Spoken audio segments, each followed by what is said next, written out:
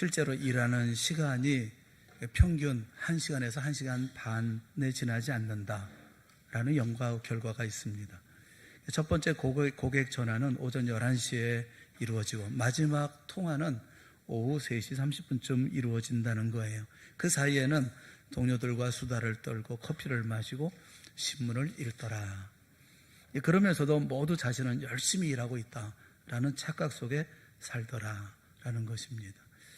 사람들은 다양한 모습으로 자신의 인생을 만들어갑니다. 그것이 열심히 일을 하는 것이든 아니면 자신이 좀 수월한 삶을 살든지 자신의 인생은 만들어가죠.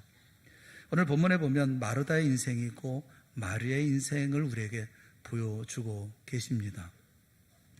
예수님이 한 마을에 들어가셨어요. 그 마을에는 예수님이 사랑하는 마르다와 마리아가 살고 있었습니다. 예수님이 마을에 오셨다는 그런 이야기를 듣자 마르다는 주님을 자기 집으로 영접을 하죠. 집에 모시고 와서 언니인 마르다는 열심히 음식을 준비합니다. 예수님과 그리고 제자 그리고 예수님을 보기 위해서 모였던 많은 일행들이 있으니까 이들을 대접하기 위해서 그는 열심히 음식을 준비합니다. 40절에 보면 마르다는 준비하는 일이 많아 마음이 분주한지라. 마음이 급한 거예요. 빨리 준비를 해야 되겠고 많은 것을 준비하려고 하니까 짧은 시간에 많은 양의 음식을 준비한다는 것이 쉽지 않고 또 손이 많이 필요했던 것이죠. 그런데 정작 언니를 도와줘야 할 동생 마리아는 그 자리에 일하는 자리에 있지 않고 예수님의 발치에 앉아서 주님의 말씀을 열심히 듣고 있었다는 것입니다. 그 모습에 언니 마르다는 마음이 상했죠. 그래서 예수님께 요청합니다. 주님, 내 동생이 나 혼자 일하게 두는 것을 생각하지 않으십니까? 그를 명하사 마리아를 명하셔서 나를 도와주라 하소서라고 요청을 했다는 거죠. 그 말씀을 들은 그 예수님은 마르다를 바라보시면서 마리아는 좋은 편을 택했다라고 말씀하시고 이것을 빼앗기지 않으리라 라고 말씀하셨다는 것입니다. 예수님이 마리아를 가리켜서 좋은 편을 택하셨다 이렇게 말씀하신 것을 보면 우리가 인생 살아갈 때에도 좋은 편의 인생을 택할 수도 있고 그렇지 못한 편을 택할 수도 있겠구나 하는 마음이 들어요. 그저 내게 주어진 인생 최선을 다해서 살면 되지 않을까, 열심히 살면 되지 않을까라고 생각했는데 그런 것이 아니라 열심히 살고 최선을 다해 사는 것만이 아니라 인생 살면서 예수님이 인정하시는 좋은 편이 있다는 거죠. 바르고 옳은 편의 인생을 선택하면서 내 인생을 엉뚱한 것에 빼앗기지 않는 현명하고 지혜로운 삶을 살아야 되겠구나 하는 그런 생각이 드는 거예요.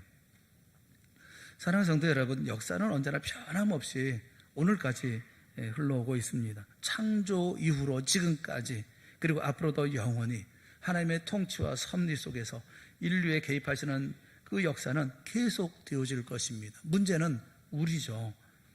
이 하나님이 운영하시는 역사 속에서 우리 앞에 주어진 모든 상황을 대할 때 나는 지혜로운 선택을 하며 살아가는 인생 잃어버리지 않고 빼앗기지 않고 내 인생 온전하게 그 가운데 주님께서 말씀하시는 좋은 편의 인생을 선택하며 내가 삶을 살고 있는지 아니면 무모하고 막무가내의 인생을 함부로 살고 있는지 우리 스스로 돌아봐야 되리라고 생각을 합니다.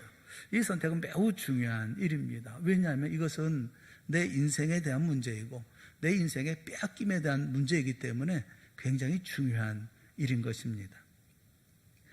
이 모든 것을 세상을 바라보고 자신을 바라보고 인생을 바라보는 시각 어느 정도에 높이면 좋을까요? 어느 책에 보니까 바라보는 시각에 대한 이야기가 있더라고요. 너무 높은 위치에서 보지 말라. 또 너무 낮은 위치에서 보아서도 안 된다. 이분이 얘기하면서 헬리콥터와 비슷한 높이에서 보아야 지형과 현장을 정확하게 볼 수 있다. 그렇게 얘기하면서 헬리콥터 뷰라는 것을 얘기를 해요. 우리가 우리 앞에 놓여진 모든 것을 현미경으로 보는 것처럼 보아서는 정확한 상황을 판단하기 어렵죠. 또 너무 높은 곳에서 고고하게 그렇게 보아도 모든 상황을 제대로 상황을 파악할 수가 없습니다. 적당한 높이에서 인생을 보아야 하는 거죠. 그것을 헬리콥터처럼 헬리콥터 뷰라고 얘기를 해요. 위에서 어느 정도 적당한 높이에서 인생을 보면서 큰 그림으로 봐야 되고 또 땅에 내려서 흙도 만져보는 그래야 현실 파악이 되어진다는 것이죠. 우리의 인생이라는 것은 어쩌면 현미경적인 인생을 살기도 하고 어쩌면 너무 멀리 바라본 망원경적인 인생을 살지 않을까 하는 생각이 드는 것은 그래서 그런 것입니다. 우리가 봐야 할 시각이라고 하는 것은 헬리콥터 뷰라고 말씀을 드렸지만 주님의 시각으로 봐야 되고 성경적인 시각으로 우리를 봐야 되지 않겠습니까? 사실 우리는 주님의 시선으로 성경적인 시선으로 모든 것을 보려고 하지 않습니다. 경제학자인 로버트 스키델스키라고 하는 그분이 그 책을 썼는데 얼마나 있어야 충분한가 뭐 그런 책을 썼어요. 얼마나 있어야 충분한가 이런 제목만 들어봐도 무슨 책인지 알겠죠. 얼마나 있어야 충분한가. 근데 그분이 책에서 이런 내용 이런 얘기를 했습니다. 모든 내재적인 목적들이 소멸하면 우리에게는 두 가지 선택만 남는다. 남보다 앞서거나 뒤처지거나 둘 중 하나뿐이다. 그렇게 얘기를 했어요.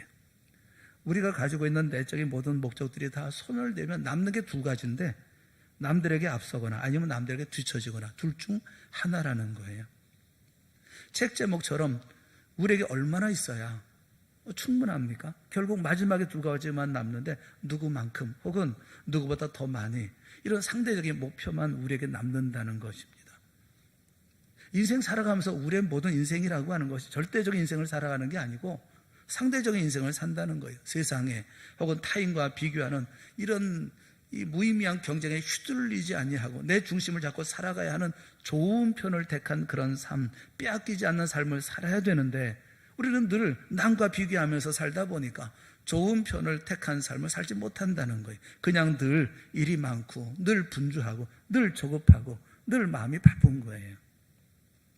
마르다가 뭘 그리도 많이 준비하느라고 이렇게 분주했을까요? 그 기준도 결국 다른 사람이 아니었겠습니까? 다른 집에서도 예수님은 대접을 받으셨을 텐데 우리는 다른 집에서보다는 더 특별하게, 더 많이, 더 맛있게, 더 정성을 들여서 우리를 사랑하시니까 거기에 걸맞게 대접을 해드려야지. 다른 집과 비교해 볼 때 예수님이 보실 때 야 놀랍구나 대단하구나 그렇게 감탄하도록 그것이 기준이 아니었겠습니까? 그러니 마음이 분주하고 바쁜 거 아니었겠습니까? 그런데 예수님은 마르다가 그리 분주하게 준비하는데도 별 관심이 없으셨습니다.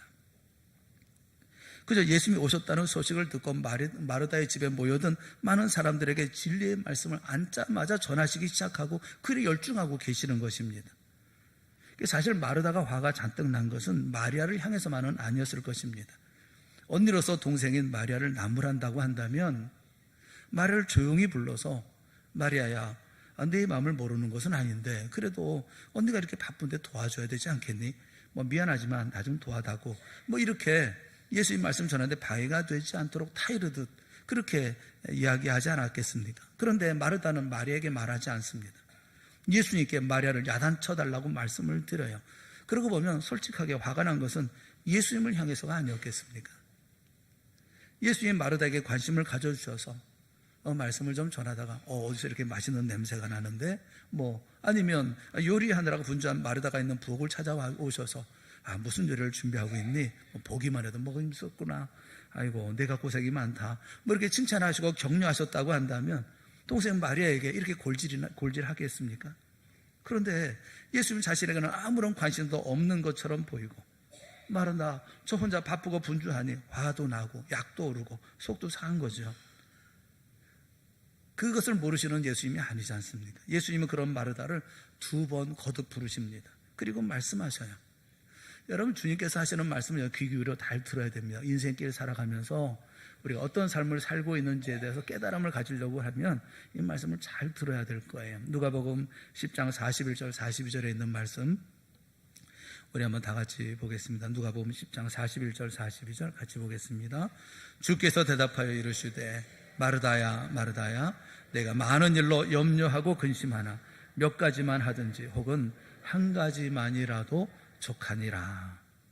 마르다야 많은 거 준비할 것 없어. 한 가지만으로도 우리 먹기에 충분해. 그렇게 지금 말씀하고 계시는 거예요. 이 말씀은 책망입니다. 예수님 지금 마르다를 책망하고 계시는 거예요. 그러면 예수님 마르다의 어떤 점을 지금 책망하고 계시는 걸까요? 마르다가 지금 갑자기 뛰어들어서 화를 내는 거, 또 동생 마리아에게 짜증을 부리는 거, 아니면 예수님 말씀하시는데 끼어들어서 분위기를 엉망으로 만든 거? 근데 그보다도 마리아가 좋은 편을 택했다고 말씀하시는 것을 보면 마르다가 좋은 편을 택하지 않았다고 책망하시는 것입니다. 좋은 편을 택하라고 지금 말씀하고 계시는 거예요. 무엇이 마르다에게 좋은 편일까요? 음식을 장만할 때 몇 가지만 하든지 다만 한 가지를 하더라도 기쁘고 그리고 즐겁고 행복하게 하라는 것입니다. 마리아가 좋은 편을 택했다는 것은 무엇을 말씀하시는 것입니까? 예수님 집에 들어오셔서 자리에 앉자마자 주님을 보기 위해서 모여든 많은 사람들에게 복음의 말씀, 진리의 말씀을 전하기 시작합니다. 그러자 마리아는 자기가 해야 할 많은 일들이 있지만 그 모든 것들이 주님의 말씀 한 말씀이라도 놓칠세라 주님의 발치에 얼른 앉습니다. 주의 발치에 앉았다는 것을 보면 주님 앉자마자 바로 앞에 앉았다는 거 아니겠어요? 그리고 예수님의 말씀에 귀를 기울입니다. 마리아가 좋은 편을 택했다는 것은 말씀을 들으며 행복해하고 기뻐하고 있었다라고 말씀을 하고 있는 거예요. 혹시라도 음식을 장만하거나 일하는 거 이건 좋지 않은 편이고 말씀 듣는 것이 좋은 편 이렇게 오해하지 않았으면 좋겠습니다. 창세기 18장을 보면 아브라함이 천사의 일행을 모셔서 사라와 함께 급하게 이들을 대접하기 위해서 준비하죠. 송아지 잡고 요리하고 엉긴 젖과 우유를 준비합니다. 발을 씻겨드리고 떡을 굽고 이리 뛰고 저리 뛰고 분주하게 뛰어다닙니다. 그 모습을 기뻐하면서 그 가정에 복을 주셔야 아들이 있을 것을 복을 주십니다. 내년에 너에게 아이가 있을 거다, 아들이 있을 거다 라고 말씀을 하셔요. 롯도 그렇습니다. 롯도 소돔 성문에 앉아있다가 하나님 보내신 천사들을 만납니다. 그들을 자기 집으로 모시죠. 그리고 떡을 굽고 빵을 굽고 대접을 합니다. 그리고 그들을 기뻐합니다. 소돔의 멸망에서 구원받을 수 있도록 그들에게 말씀을 해주시죠. 수넴에 사는 여인이 있었어요. 자식이 없는 사람이었지만 항상 하나님의 종 엘리사가 지나가는 것을 알고 그를 대접을 합니다. 그를 모십니다. 언제나 편의를 제공했어요. 그러자 그 가정에 아들을 주십니다. 말씀을 듣거나 대접하는 것의 문제가 아닙니다. 음식을 대접하든 말씀을 듣든 어떤 것이든지 간에 좋은 편을 택하라는 것입니다. 음식을 대접하든 아니면 주님의 말씀을 듣든 기쁘고 행복하게 해야 될 것 아니겠어요? 무엇을 하든 기쁘고 행복한 자리를 선택하라는 거예요.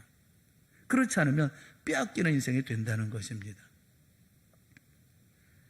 TV 동물농장이라는 프로그램이 있어요. 그 프로그램에 그런 내용이 나왔습니다. 어떤 한 남자가 나오는데 폐지를 주어서 생활하는 그런 남자예요. 그리고 그가 기르는 강아지 또리에 대한 이야기입니다. 그 남자는 연로하신 어머니를 모시고 살았는데 얼마 전에 치매로 할머니가 돌아가셨습니다. 설상가상으로 집에 화재가 나가지고 집이 그냥 폭삭 주저앉아 버리고 말았습니다. 이 남자는 화상을 입고 병원으로 실려갔고 소방관이 불을 끄기 위해서 와보니까 강아지 한 마리가 끈에 묶여 있었다는 것입니다. 이미 몸에 군데군데 화상을 입고 있었던 그 강아지를 이 소방대원들이 구출을 했습니다. 그런데 며칠이 지나도 강아지는 화재 현장을 떠나지를 않는 것입니다. 늘 근처를 배회하면서 주인을 찾고 있는 거예요. 길 한편에 웅크리고 있다가 주인 같은 남자가 지나가면 귀를 쫑긋 세우고 쳐다봅니다. 그리고서는 구슬프게 우는 거예요. 상처를 입은 강아지를 그대로 둘 수가 없어서 방송국 관계자가 치료를 받게 해주었습니다. 그런데 몸의 상처는 치료만 잘 받으면 쉽게 회복이 되겠지만 상처받은 이 강아지의 마음은 치료가 잘 이루어지지를 않는 것입니다. 뭘 먹지도 않고 풀도 죽어있고 그냥 아무것도 할 수 없고 도와줄 수 있는 분은 아저씨뿐인데 화상 치료 중이기 때문에 외부 출입이 불가능한 그런 상황이었습니다. 그래서 이 제작진은 고민을 하다가 방법을 생각했어요. 또리에게 그 주인의 채취를 맡게 해주려고 주인이 쓰던 지갑, 모자를 가져다 주고 그리고 주인의 모습을 노트북에 담아주었습니다. 그리고 주인의 목소리를 들려주었어요. 또리야, 이리 와 밥 먹자. 이따가 바람 쐬러 갈까? 이러면서 간단한 음성이 담겨있는 그런 영상이었습니다. 이런 정도로 깊은 상처를 입은 강아지가 회복될까 싶었는데 주인의 목소리를 듣는 순간 기적 같은 일이 벌어졌어요. 시리에 빠져 축 처져 있던 강아지가 일어나서 밥을 먹는 것이 아닙니까? 눈으로 보면서도 달라진 강아지의 태도가 믿겨지지 않았어요. 어떻게 영상으로 나오는 주인의 말 한마디에 그렇게 금방 회복될 수가 있다는 말입니까?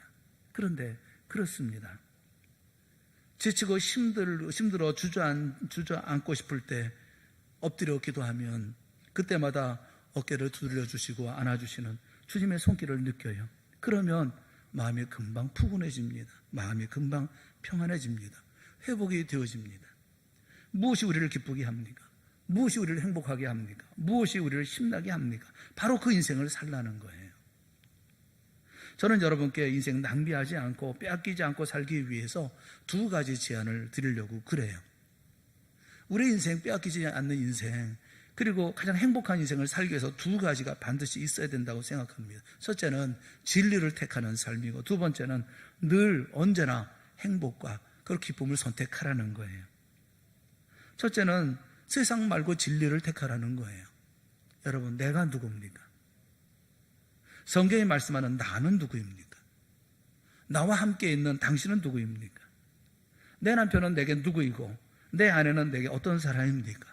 내 자녀는, 내 이웃은, 이 세상은, 세상이 말하는 내 남편, 내 자식이 아니고 내 아내가 아니고 성경을 통해 말씀하는 하나님의 진리의 말씀을 통해서 분명히 하라는 거예요. 진리 가운데 나를 보고 내 아내를 보고 내 자녀를 보고 이 세상을 보라는 것입니다. 확신하고 삶을 조정하라는 거예요. 소련의 문호, 러시아의 문호인 도예프스키가 쓴 죽음의 집의 기록이라는 책이 있는데, 그 책은 시베리아 수용소에 대한 이야기입니다. 본인이 그 수용소에 있었을 때 그 경험을 바탕으로 쓴 내용이에요. 여러분 한번 상상하면서 한번 가만히 이렇게 들어보시면 좋을 것 같아요. 그 수용소가 어땠는지 잘 묘사를 하고 있어요. 어둠이 깃들면 모두 옥사 안으로 들어간다. 마당에서 옥사로 들어오는 일은 언제나 괴로운 일이었다. 옥사는 유지로 만든 양초가 희미하게 비추고 있고 숨막힐 듯한 무거운 냄새로 가득 찬 길고 좁고 후덥지근한 방이었다. 지금 생각해보면 어떻게 이곳에서 10여 년을 살아왔는지 이해할 수가 없다. 웅성거리는 시끄러운 소리와 웃음, 욕설, 쇠사슬 소리, 악취와 거름, 삭발한 머리들과 낙인 찍힌 얼굴들, 남루한 의복. 그런데 도예프스키는 이렇게 마지막에 인상적인 말을 합니다. 인간은 모든 것에 익숙해질 수 있는 존재이다 라고 얘기를 해요. 아무리 형편없는 그런 상황이지만 인간은 언제나 그 상황에 오래 놓이다 보면 익숙해져 있더라. 10년을 그 가운데 내가 지냈구나 라고 그런 얘기를 합니다. 우리는 하루하루를 삶에 취한 채 살아가고 있는 것 같아요. 다람쥐 쳇바퀴 돌듯이 매일 익숙하게 살아갑니다. 그런 것이 인간이라는 거예요. 사랑하는 성도 여러분, 세상에 익숙함에 내 인생 빼앗기지 마십시오. 좋은 편을 선택하고 절대로 빼앗기지 마세요. 우리가 물건 살 때 금방 망가질 것을 삽니까? 아니면 오래오래 쓸 수 있는 것을 삽니까? 너무나 당연한 이야기 아닙니까? 우리가 선택할 때 절대로 빼앗기지 않을 것을 선택해야 합니다. 아무리 손에 넣어도 금방 빼앗길 것을 선택한다면 그 사람은 참 어리석은 사람 아니겠습니까? 세상의 권력과 재물, 인기와 박수라는 것은 시간이 지나가면 다 모두 빼앗기게 되어지는 거예요. 저 영원한 천국까지 가지고 갈 수 있는 거, 영원히 내 것이 될 수 있는 거, 그런 삶을 살아가는 거, 그 좋은 편을 택하라는 것입니다. 화상이 생겼을 때 흉터가 남지 않는 법, 여러분 아십니까? 제가 조용히 한 3가지 법칙을 알려드릴게요. 화상을 입었으면 흉터가 남지 않고, 그 다음에 화상이 치료될 수 있는 3가지 방법이 있어요. 첫째, 연고를 바른다. 둘째, 자주 바른다. 셋째, 계속 바른다. 다른 방법 없습니다. 상처를 치료하는 가장 좋은 방법은 매일 꾸준히 나아지려고 노력하는 거예요. 매일 좋은 편을 택해야지. 어느 날 어느 순간 좋은 편을 택하는, 빼앗기지 않는 삶을 살 수 있는 건 아닌 거예요. 매일매일 끊임없이요. 제 아들이 수능을 보면 이번에 시험을 치릅니다. 수능을 앞두고 그 아들이 굉장히 압박감을 많이 느꼈던 것 같아요. 아이 표정이 별로 좋지 않고 심도나는 표정이라서 며칠 전에 아이와 밤늦게까지 함께 좀 이야기를 나눴어요. 학교에 다녀온 다음에 같이 앉아서 이야기를 같이 했습니다. 아이의 힘든 이야기를 쭉 다 들어주었어요. 늦게까지 이야기를 다 들어줬습니다. 새롭게 알게 된 아이의 이야기도 있었고요. 근데 이 아이가 얘기하면서 먼 미래에 대해서 생각하면서 암울하고 불안하고 자신이 없다, 그런 얘기를 해요. 자꾸 그 과거를 후회스럽게 돌아보게 되는 그런 이야기도 하더라고요. 이렇게 했었으면 저렇게 했었으면 하면서 얘기를 하면서 미래에 대한 불안한 마음을 가지고 있더라고요. 이야기를 다 듣고 제가 하나 얘기를 해줬어요. 한 마라토너에 대한 이야기를 들려주었습니다. 그 마라토너는 처음 마라톤을 시작했을 때 고생을 많이 했다고 그래요. 경기가 시작되기 전부터 42.195km 앞에 있는 그 결승선을 생각하고 그 먼 거리가 주는 그 압박감 때문에 달리기 시작하면 쉽게 지쳤다고 합니다. 그러던 어느 날 생각을 바꾸었습니다. 경기가 시작되어지면 아득히 먼 결승선이 아니라 눈에 보이는 목표물을 찾았습니다. 앞에 보이는 가로수나 건물을 목표로 정하고 달렸습니다. 그 목표점을 통과하면 다음 목표를 찾았습니다. 42km가 넘는 큰 목표를 작게 쪼개서 하나하나 실행한 것이죠. 그렇게 하다 보니 심적으로 지치지 않을 수 있었고 성적도 좋아졌답니다. 그리고 아들에게 충고를 했어요. 먼 미래는 주님이 인도하신단다. 우리를 어떤 길로 인도하실는지는 너도 모르고 아빠도 모르고 우리 주님만 아시지. 하지만 오늘 내 목표는 분명하고 확실하지 않니? 지금 내가 온 힘을 쏟아야 할 것은 먼 미래에 대한 걱정이 아니라 다음 주에 있을 수능인 거야. 힘내거라. 그리고 최선을 다하고 그리고 주님의 인도하심을 기다리거라. 그렇게 충고해 주었어요. 에디슨이 연구소를 만들면서 했던 결심이 있습니다. 10일마다 작은 발명품 하나를 만들어내고 6개월마다 큰 발명품 하나씩을 만들겠다. 그렇게 결심했다는 거예요. 해피데이를 정말로 해피데이로 만들 수 있기를 주님의 이름으로 축원합니다. 전도하는 것도 어떤 분은 마르다처럼 할 테고 또 어떤 분은 마리아처럼 할 것입니다. 어떤 분은 전도할 때도 반드시 이루어야 하고 성취해야 되고 남들이 알아줘야 되고 칭찬도 해줘야 되고 박수도 쳐줘야 합니다. 알아주지 않는다고 화도 내고 짜증도 부리고 한다면 그분이야말로 마르다죠. 좋은 편을 택하십시오. 빼앗기지 않는 편을 택하십시오. 기쁨으로 하십시오. 즐거움으로 하십시오. 행복함으로 하십시오. 다음 주일은 추수감사주일이에요. 감사헌금도 선택인 거예요. 부담으로 할 수 있고 책임으로 할 수 있을 것입니다. 그렇게 하지 마세요. 주신 은혜에 대한 감사함으로 하고 베푸신 은혜에 대한 행복함으로 감사헌금을 하세요. 빼앗기지 않을 표를 택하시라는 거예요. 또 한 가지는 행복을 택하라는 것입니다. 구체적으로 행복을 택하라는 거예요. 저는 4가지로 좀 나눠봤어요. 짧게 말씀을 드릴게요. 첫째는 겉보다 속을 택하라는 것입니다. 행복한 삶은 겉보다 속을 택하는 거예요. 하나님은 마음을 보셔요. 어느 성도가 저보고 제일 좋아하는 게 뭐냐? 제가 그래서 제일 좋아하는 게 뭐냐면 콩나물이다. 그렇게 얘기를 했어요. 그랬더니 목사님 식사 대접 한번 하고 싶다고 그래서 식사 대접 한다고 그래서 식사 대접을 이제 하는데 집에 갔더니 전부 다 준비해서 이게 상을 차려서 나왔더라고요. 나온 거 보고 한참 웃었어요. 왜냐하면 콩나물 밥에 콩나물 국에 콩나물 무침에 콩나물 잡채 콩나물 볶음 음식을 보니까 맨 콩나물 천지더라고요. 그런데 제가 그걸 보면서 눈물이 날 정도로 감사했어요. 저를 너무 사랑하는 그런 모습이 콩나물 밥상에서 볼 수 있었기 때문에 그렇습니다. 그 밥상을 받으면서 저는 너무 행복했어요. 왜냐하면 정말 저는 콩나물 좋아하거든요. 도대체 뭐가 문제인 거예요? 한 가지만으로 충분한 거 아니에요? 왜 자기 기준에 맞추고 다른 사람 기준에 맞춥니까? 대접받는 사람 기준에 맞춰야 될 거 아니겠어요? 속을 택하라는 거예요. 겉보다도. 두 번째는 직분보다 사역을 택하라는 것입니다. 여러분 아무리 대장군의 직함과 자리를 가지고 있다 하더라도 사나운 작군 앞에서 말머리 돌려 도망친다고 한다면 그건 무슨 대장군이 무슨 의미가 있습니까? 아니면 쫄병의 옷으로 갈아입고 비겁하게 죽은 척하고 엎드려 있다면 직분은 대장군이지만 쫄병보다도 못한 거 아니겠습니까? 입은 옷은 쫄병의 옷을 입었다 할지라도 신분은 쫄병이라 할지라도 적장의 목을 베는 병사가 있다면 그는 대장군보다 훨씬 위대한 병사인 것이죠. 내가 목사인데 내가 장로인데 내가 안수집사인데 내가 권사인데 그러나 그보다 100배 1000배 중요한 것은 그 아름답게 직분답게 일하는 것이 중요한 것 아니겠어요? 직분이 행복을 주지 않습니다. 주님의 일을 감당할 때 기쁘고 행복한 거죠. 직분이 아니라 사역을 택하라는 거예요. 또 육적인 배부름보다 영적인 배부름을 택하라는 것입니다.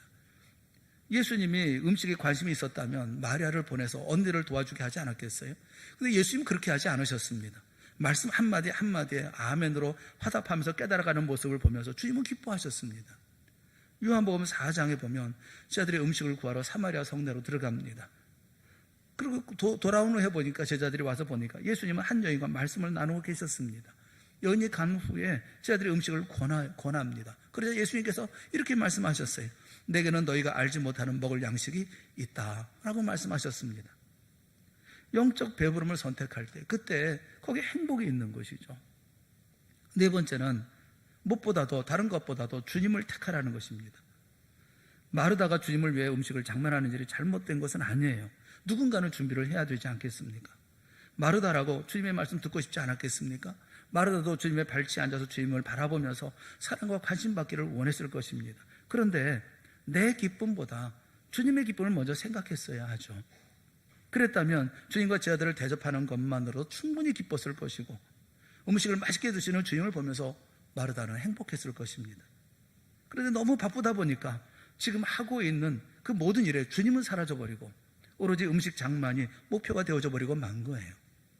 성공도 좋아요. 부자 되는 것도 좋습니다. 좋은 학교에 들어가는 것도 좋고 남이 가지 못하는 그런 직장에 들어가는 것도 또 입사하는 것도 좋아요. 그런데 주님이 빠지면 그것은 경쟁이 되어져 버리고 행복은 사라져 버리고 마는 것입니다. 그 아프리카의 속담에 그런 속담이 있어요.